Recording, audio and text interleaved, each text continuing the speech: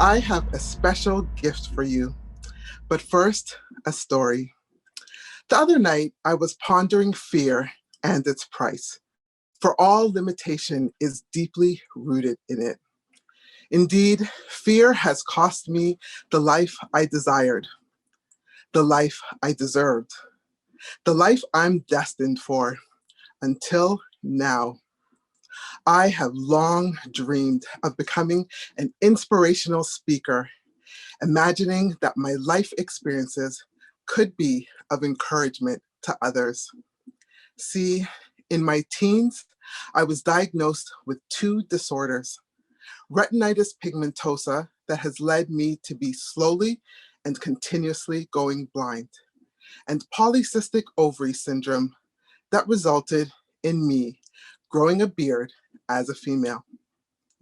As a visually impaired androgynous Black woman, my intersecting identities combined to form a perfect storm of oppression and adversity. I often wonder, what does a person see first when they look at me? The pigment of my skin, disability, my gender, or the stubble on my chin? After years of stigma, I developed a hypersensitivity and awareness to being seen. It was uncomfortable for me to be looked at, as I equated that simple act with me enduring humiliation or injustice. I navigated the world in defense mode, full of trepidation of how I was being perceived and what experiences those perceptions could bring me, unable to be truly comfortable in my skin.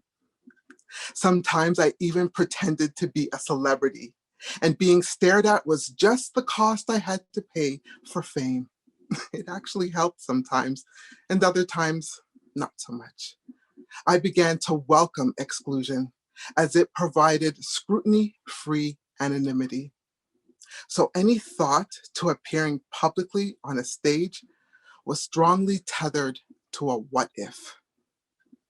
What if people don't listen when I speak? What if they don't care? Worse, what if they laugh?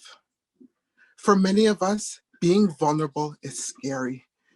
It requires you to let down your defenses and allow your insecurities to be seen. For me, the ideal of being so openly exposed overwhelmed me with anxiety. So how was I going to inspire the same world that I was terrified of? I didn't know, and so I just waited. Waited for my courage to increase, waited for my life to be just so, waited for the right time. But my possibility wouldn't stop pulling at me, telling me that resilience and grit were also deeply embedded in my DNA, reminding me that faith had already carried me so far, whispering, it's time to step out bolder than ever before. And then in the spring, the opportunity came to participate in this very competition. There was exhilaration, fear, confidence, fear, belief, fear, two sides vying for supremacy in my heart, in my mind, in my very soul. I could believe in my innate possibility or allow fear to continue to hijack my dream. This time, I chose to believe in myself, and I took that leap of faith. And every step on this journey towards the finals has taught me that freedom begins in the mind, but it is solidified in action.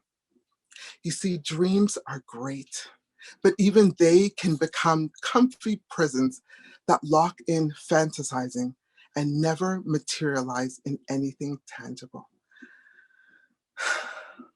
There are moments that mark significant transformative periods in our lives. For me, being on this platform is one of mine. This is when I finally break those last chains of fear and let my destiny flourish. And I want to invite you to come with me. Do you remember that gift? It's my belief in you. Tell me, what could be possible for you if you were no longer bound to whatever it is that's been holding you back? What would you be doing if you were free of it? It takes more than desire to get what we want out of life. And even a small step of faith is a fierce act of freedom. Take my belief if you need it.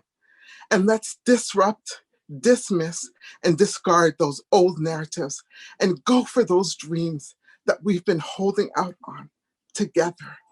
Are you ready? Let's go.